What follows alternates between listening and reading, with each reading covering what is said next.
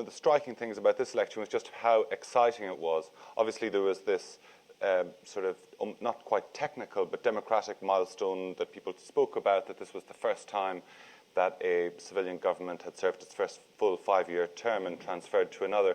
But actually much more than that, during the campaign, there was this incredible sense of excitement, an electrifying campaign, a result that has confounded many of the pundits, particularly with the strong mandate that Nawaz Sharif has won.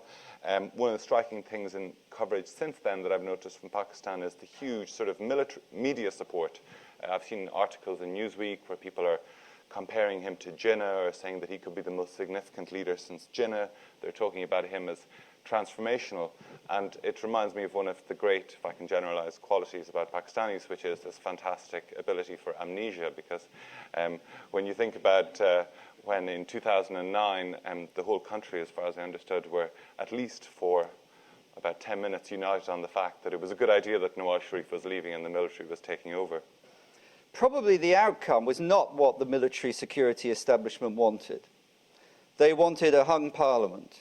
They didn't get that. The fact that Nawaz Sharif has a secure majority, I think, is very good for the consolidation of democracy. Aside from party politics, it's very important for the mainstream parties in Pakistan to be as untrammeled as possible in their dealings with the establishment. Pakistan is very different today from the 1990s, just as Nawaz Sharif may be a different person from the 1990s. The military have a major stake in economic success of Pakistan. So in a sense, I think even if Nawaz Sharif is seen to be moving forward on issues such as trade with India, which groundwork has already been established by the PPP government, if he moves ahead on that front, then one, he is doing things which his own constituency of supporters may like, but it may also chime in with the military's own interest, because they don't want economic failure. They need Pakistan to be successful economically. In order to do that, Pakistan has to have better trading relations with its massive Indian neighbor. I think without a doubt, the most immediate question and challenge domestically facing Mr. Sharif would have to be the resolution of the power crisis in Pakistan, and of course negotiating some sort of a settlement or ceasefire, if you will,